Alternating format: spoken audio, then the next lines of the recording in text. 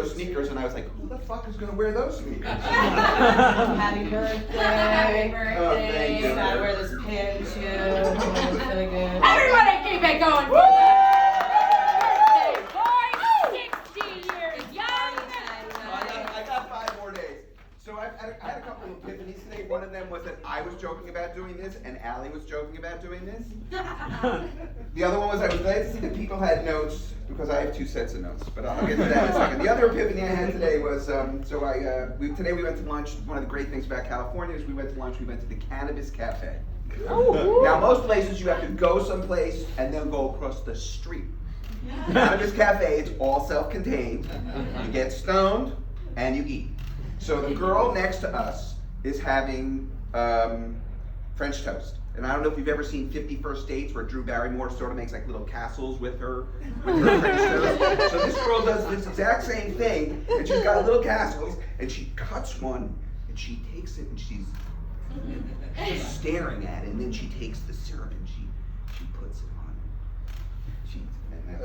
So I just thought that was great. So anyway, a couple of months ago, Allie and I had this conversation, and about a month ago, I'm thinking I have to start really getting my stuff together. So I put together this whole thing of things that I was going to say, and I put them down, and I wrote them, and I'm looking at it yesterday. We're out on a plane, and my friend Barry, and I want you to remember that name, Barry. It's a very important person to remember his name. My friend Barry sends me a text message, and he says to me, "Are you really going to do this?"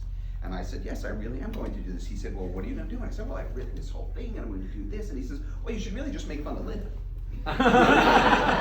He said, "Because you guys are like Lucy and Desi, so you should just really make fun of Linda." And Linda says, "Who are you texting with?" I said, "It's Barry." And he said, "What is he saying?" He said, "I should really ditch my script and just make fun of you." And Linda says, "Okay." And I'm thinking, oh, great. So now I just basically take this, throw this shit out, and now I'm like writing like little notes.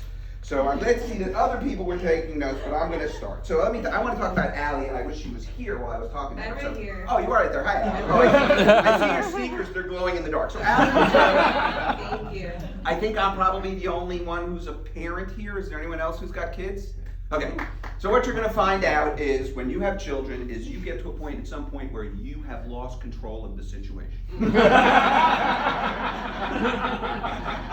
So Allie's birthday is April 15th, and on March 30th, 2 weeks before, she was due April 2nd, but her birthday is April 15th, and on March 30th, I know now that I lost control of the situation. 2 weeks before she was born, because we go to the doctor, and the doctor says, your child, and we did not know if it was a boy or girl, your child is not ready to come out. And it's going to be another week, and I'm thinking, I've lost control of the situation. So at the time, my mother, who's a retired New York City school teacher, she's spending most of the winter in Florida, but for the birth of her now 3rd grandchild, she comes up. And being the good Jewish mother that she does, she's got everything planned out. The baby is due April 2nd. If it's a boy, that's 8 days, that's April 10th. And she has flights to go back to Florida on April 11th so she can be playing mahjong, bridge, canasta, tennis, and whatever else. So now I call my mother after we go to the doctor, and I said to Mom, I said, my mother says to me, what's going on? And I said, nothing. I said, the doctor thinks it's going to be another week before the baby's born, and the next sound that I heard was my mother hanging up on me. I completely screwed up her schedule. But that reminds me of another conversation that I had, and I'm going to ad-lib this because I just thought about this. About a month or 2 before the baby is born, I get a phone call at my office from my wife. I'm like, she's like, oh, and she had an appointment with the doctor that day. That day she's seeing the OB-GYN. She comes back from the appointment from the doctor. She gets on the phone with me. She's hysterically crying. I'm like, Linda, what's wrong? What's wrong? What's wrong with the baby? She goes, nothing's wrong with the baby. Peaches died. That's your fucking dog at home. She's making me nuts over the friggin' dog. All right. Anyway, so Allie's born, and we're living on the Upper West Side. So Allie's born, we're living on the Upper West Side of New York City, and one of the highlights of our life, the 18 months that Allie lived on the Upper West Side of New York City with us in our bedroom, was the day that Allie and I got mugged at gunpoint. We had just gotten back from a week in Martha's Vineyard. It's Labor Day weekend. If you're from New York, you've been to New York, any weekend during the summer, the city clears out. And it's like, I can remember everything about that day. Sunday morning, I said to Linda, I'm going out with the baby, I'm gonna go get the Times, we're gonna get some bagels, I'm coming back. Guy walks down the street, pulls a gun on me, walks away. I run down the street, my doorman flags down the police. The police put me in the back of a police car. So I'm in the back of this police car, and there's a guy sitting next to me. And, you know, I'm a friendly guy. I like to talk, hey, how you doing? What happened to you? You got mugged? Did you see the guy? I'm talking to the guy. And he's very kind of like, very kind of quiet. I said to him, I was out getting the Times and bagels. What were you doing on Sunday morning? He goes, I was going to work. I said to him, that's interesting. You work on Sunday morning. What do you do? And I wish I had never asked this question. Because this guy looks at me and he says, I work for L. Ron Hubbard's Church of Scientology.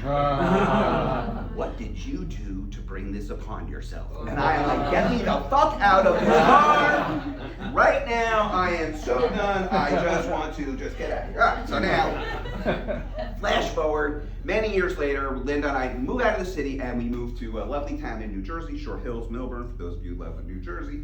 And one of the reasons why we moved there is because it has one of the best public high school systems in the country. And I send my daughter to one of the best public high school systems in the country. And then we send her to Syracuse, where she goes to the Newhouse School, which is where I went, and it's one of the best public communication schools in the country.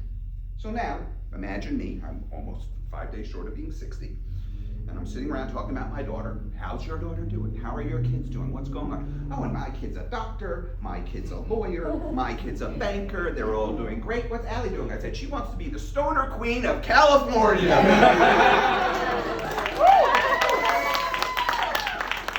only thing I have to say about that, considering I was at the Cannabis Cafe today, is now we know where she gets it from.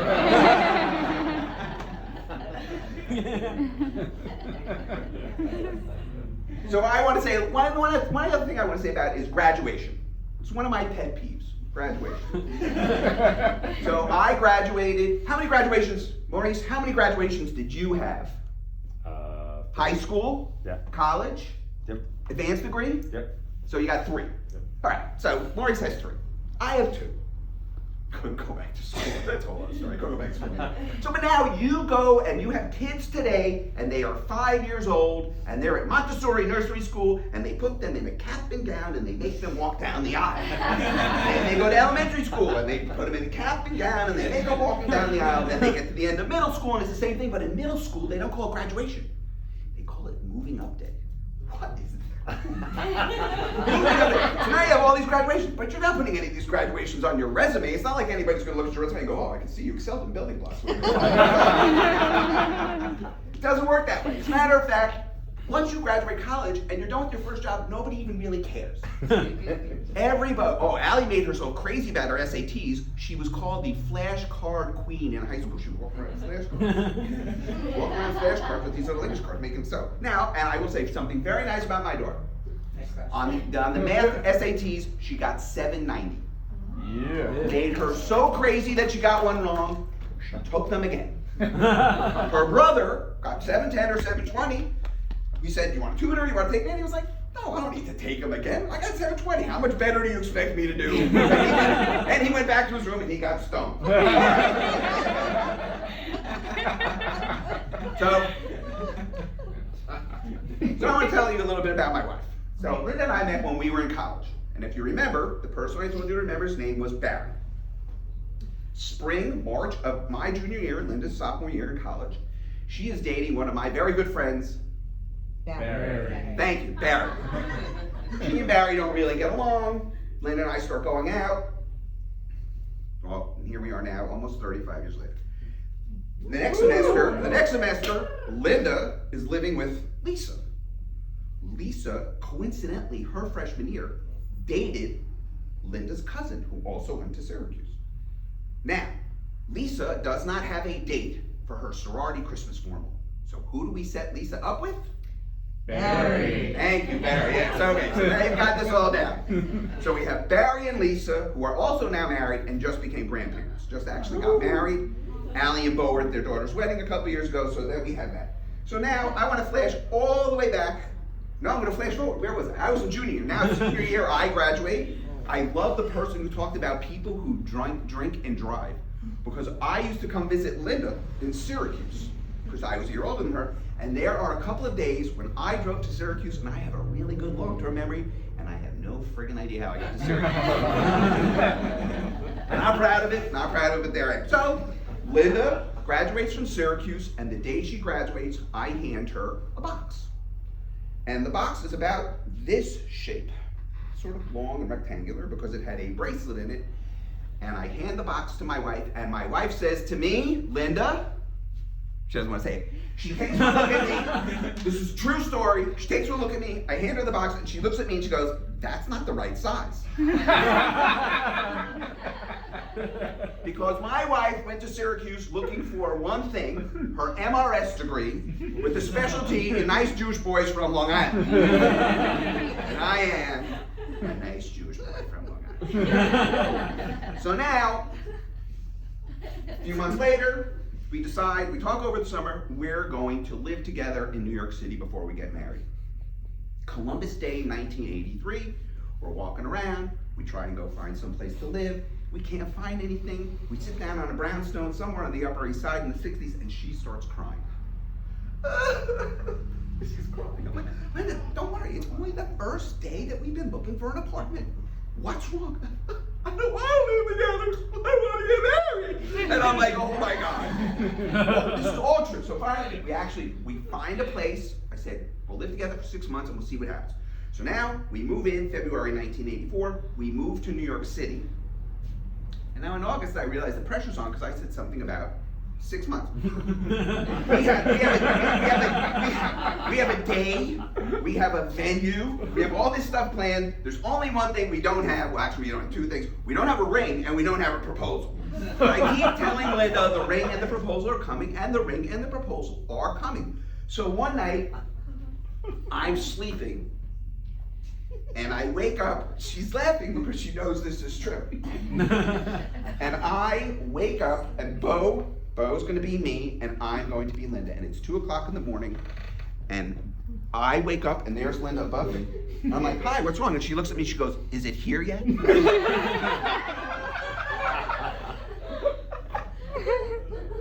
can't deny it in this day. She cannot deny it. So, okay, so the ring is not here. So she's just making me crazy. So finally I go and I pick up the ring, and I get the ring, and it comes with a white box with a black box, and I go and I get flowers. And I come into our apartment. Linda and I lived in an apartment on the 37th floor between 87th and Lex. For those of you who live in New York City, it was a one-bedroom galley kitchen. We paid $753. It makes me crazy. Anyway, so now Linda's somewhere in the room, works out perfectly. I take the flowers, and I put them behind the couch. I take the white box, I empty the white box, I take the little black box that the ring's in, I separate them, and I put them behind the couch, and she's in a mood. Now, one other thing. At the end of summer, you come September, what does every Jewish person get ready for? Very good. You should know this. Okay, we get ready for the high holy days. My wife that week looks at me and she says to me, if you think I'm going to the high holy days without a ring on my finger, you are sorely mistaken.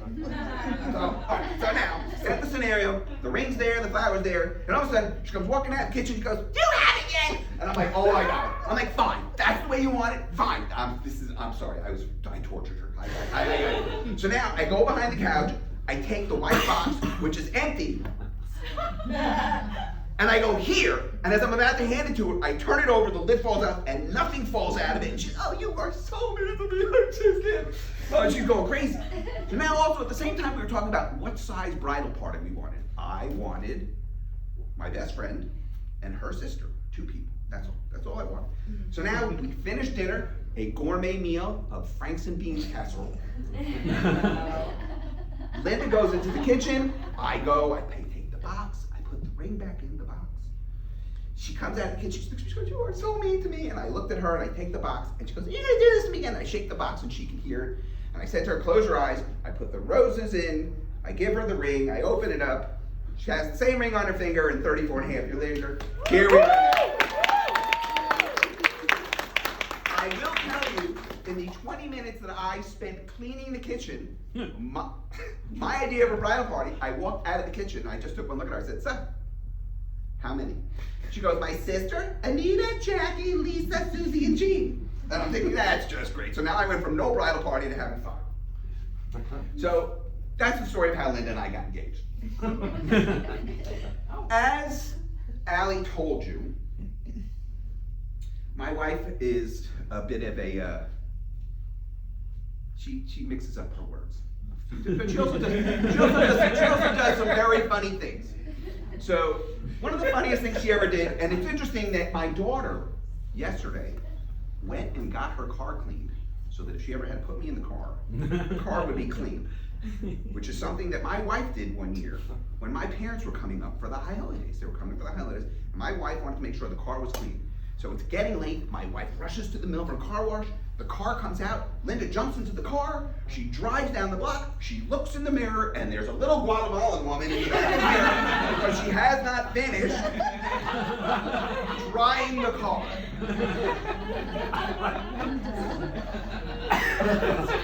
True story. Another true story. So if you're in our town, everybody's got nice big SUVs, and most of them are black. And you can't really tell one black SUV from another. My wife comes running out of her office one day, she clicks the thing, opens a car door, and there's someone sitting in the passenger seat of the black SUV behind the one that my wife was parked in, and my wife thinks this woman starts screaming at her, she's gonna call the police. So my wife's like, I'm sorry. Anyway, so one of the things today, this actually happened last night. So as Allie told you, my wife's a bit of a malaprop. So last night we're at dinner, and we're talking about my friend who has a family business, and both of his sons work in the family business. And one of his sons is talking about his dad. He goes, I love working for my dad. I think I have a great job. I work for my dad. It's a great thing. And my wife describes this as narcissism. But what she really needs to say is it's nepotism. It's not funny? I'm sorry, honey. I think that's funny. So anyway. Dad, I'm giving you the light. Okay, I have one last thing to say, and then I'm actually going to be done. So everybody knows Wednesday is my birthday. One of my other. I'm going to be 60. Yes, I know I look good for my age. And I don't like the fact that everybody, when somebody, their parent, their sister, their brother, whatever, goes onto Facebook and says, "Dear Dad, happy birthday. You are the best." Allie doesn't know if I'm the best father. I think what Allie should write on Wednesday is, "Dear Dad, happy birthday. You're the only dad I've ever known." Because you're really not the best. That's one of my things that just sort of makes me crazy. So I may not be the best dad, but based upon today's performance, I do think I deserve the title of the coolest dad.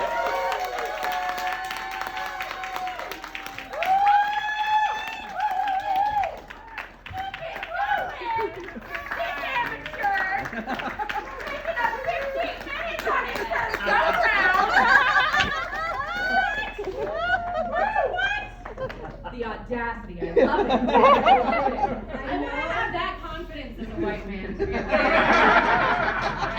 for it on the first run. No one's gonna stop me, so. Congratulations. Thank you. That was awesome. Yes, there's a population of people in here right now who I'm sure feel very bad for my mother. Okay? Wow, they're roasting your mom. So. But I said our life has kind of just been roasting our mom. You deliver such good material, and she's being like about it now. But this woman calls me, does weird things, and then goes, "Well, it'll be good material."